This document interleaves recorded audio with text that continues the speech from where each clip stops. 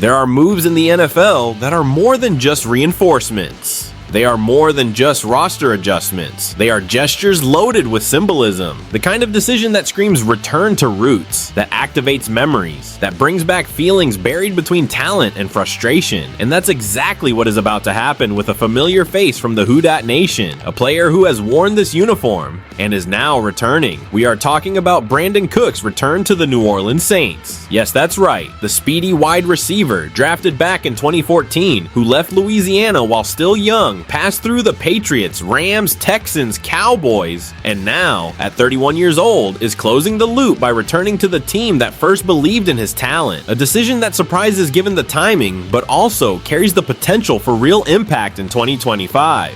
Let's look at the facts. Cooks is not the same player he once was. In 2024, he had only 26 receptions, 259 yards, and 3 touchdowns in Dallas. Modest numbers, at best a WR3. But it's also true that in over 150 games in his career, he has piled up more than 9,500 yards and 60 TDs.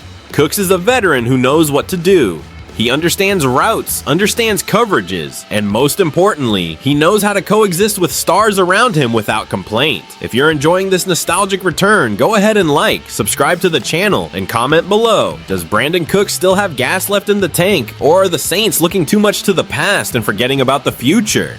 Now let's face reality, this arrival is not about being WR1, because that spot belongs to Chris Olave. It's not even about being the absolute WR2, because Rashid Shaheed has shown the explosiveness and versatility that fit very well in the offense. Cooks is here to complement, to be a reliable third option, to be that guy who moves the chains on third down, to teach the younger players, to execute without fuss. And if the quarterback, whether it's Derek Carr, Spencer Rattler, or whoever it may be, wants consistency, Cooks provides that. He's not going to work miracles, he's not going to stretch the field like in 2015, but he can be the guy who shows up when the defense doubles Olave, when Shaheed is well covered, when the pocket collapses. The other side is the emotional and locker room impact. The return of a player like Cooks sends a message. It shows that the team is willing to mix youth with leadership, that it wants to build a group with real NFL experience, and more. He's the kind of player that the fans respect. He never left on bad terms. He was never a problem off the field. He returns with the experience of having traveled the entire league